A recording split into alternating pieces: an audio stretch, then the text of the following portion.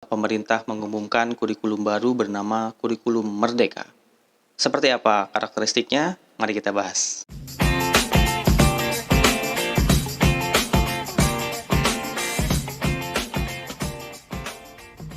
Ya, teman-teman, Bapak Ibu guru yang mengamati perkembangan kurikulum sejak beberapa tahun terakhir, barangkali bertanya-tanya mengenai ada beberapa istilah kurikulum baru ya. Ada yang namanya kurikulum paradigma baru, kurikulum sekolah penggerak, kurikulum prototipe, dan kemudian kurikulum merdeka. Nah, nama-nama itu sebetulnya merujuk pada satu jenis kurikulum yang dimaksudkan untuk memperbarui kurikulum 2013. Dan kemudian tanggal 11 Februari kemarin dipastikan bahwa namanya adalah kurikulum merdeka. Kenapa dinamakan kurikulum merdeka? Barangkali karena hingga tahun 2024 kurikulum ini masih menjadi pilihan ya, dan statusnya masih berupa prototipe, masih dalam tahap uji coba sebelum nanti tahun 2024 kurikulum ini dievaluasi secara menyeluruh. Nah, kemudian setelah 2024 apa masih relevan namanya kurikulum merdeka? Sepertinya sih ya, karena kurikulum ini seperti sebuah framework yang di dalamnya memberikan keleluasaan baik pada murid, guru maupun sekolah untuk mengembangkan proses pembelajarannya secara mandiri. Nah, seperti apa lebih jelasnya? Mari kita coba bahas karakteristiknya satu-satu. Baik, karakteristik yang pertama adalah terdapat profil lulusan bernama profil pelajar Pancasila. Ya, profil pelajar Pancasila adalah seperangkat kompetensi yang diharapkan tercapai oleh seluruh murid di Indonesia. Ya, nah seperangkat kompetensi ini bukan berupa kompetensi yang terkait dengan mata pelajaran tertentu, namun lebih umum seperti kompetensi yang dibutuhkan di abad 21 ya. Coba kita lihat. Seperti ini teman-teman, gambarannya profil pelajar Pancasila terdiri dari 6 dimensi. Yang pertama beriman, bertakwa kepada Tuhan Yang Maha Esa dan berakhlak mulia. Kemudian berkebinekaan global, bergotong royong, kreatif, bernalar kritis, dan mandiri. Nah, kemudian di dalam dimensi ini terdapat elemen dan subelemen yang cukup lengkap ya. Kita lihat misalnya untuk dimensi berkebinekaan global ada elemen mengenal dan menghargai budaya, kemampuan komunikasi interkultural dalam berinteraksi dengan sesama, refleksi dan tanggung jawab terhadap pengalaman kebinekaan. Di gotong royong ada elemen kolaborasi, kepedulian, berbagi. Terus dan di dalam elemen-elemen ini masih ada subelemen. Ya, sementara di setiap subelemen itu terdapat kontinum ya, perkembangan kompetensi dari mulai jenjang PAUD hingga menengah atas. Nah, coba kita lihat di sini ya.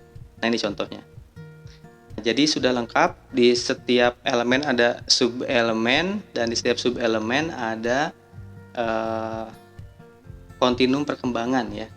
Ya, kontinum itu capaian yang berjenjang gitu, dari jenjang bawah hingga jenjang atas.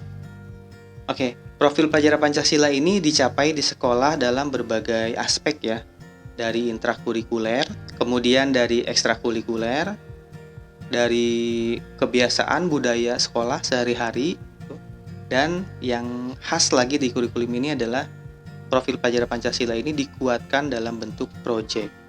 Jadi ada kegiatan project ya, project based learning yang porsinya 20-30% dari seluruh jam pelajaran yang dimiliki setiap kelas di setiap tahun. Nah, sekarang kita coba lanjutkan ke karakteristik yang kedua. Karakteristik yang kedua adalah kurikulum ini fokus pada capaian esensial. Nah, jadi maksudnya murid tidak lagi dibebani dalam tanda kutip ya oleh muatan konten yang banyak. Jadi tidak ada lagi istilah kejar-kejaran materi gitu. Harapannya seperti itu. Karena capaian esensial ini juga punya keleluasaan untuk mencapainya. Jadi per fase tadi ya, bukan per tahun. Jadi kalau fase A itu kelas 1 dan 2 SD, fase B kelas 3 dan 4, fase C kelas 5 dan 6, fase D SMP, fase E kelas 10, fase F kelas 11 dan 12 seperti itu. Nah, di setiap fase itu ada capaian esensial yang dinamakan capaian pembelajaran atau disingkat CP. Gambarannya seperti ini. Nah, ini contoh dari CP. Kita lihat misalnya untuk pelajaran nih ya, Bahasa Indonesia untuk fase A, kelas 1 dan 2 SD.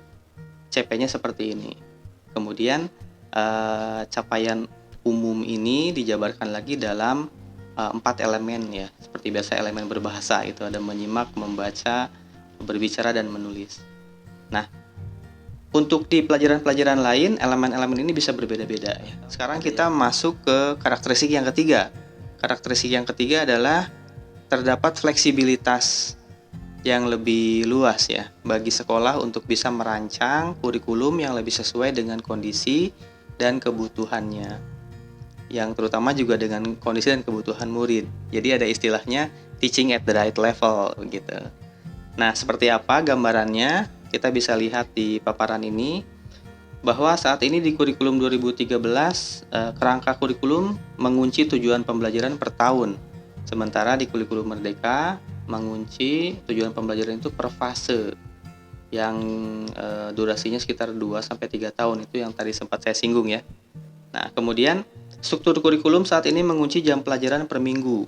Sementara di kurikulum Merdeka jam pelajaran itu dikunci per tahun. Yang artinya sekolah punya keleluasaan untuk menentukan pengorganisasian jam pelajaran. Termasuk juga untuk jam proyek yang tadi sempat disinggung ya, 20-30% dari total jam pelajaran itu digunakan untuk proyek penguatan profil pelajar Pancasila. Otomatis sekolah perlu keleluasaan untuk mengorganisasikannya. Ya, itu saja karakteristik untuk kurikulum Merdeka. Nanti kita bisa bahas lebih jauh mengenai profil pelajar Pancasila, mengenai capaian pembelajaran, mengenai struktur kurikulum dan sebagainya. Ya, salam Merdeka Belajar.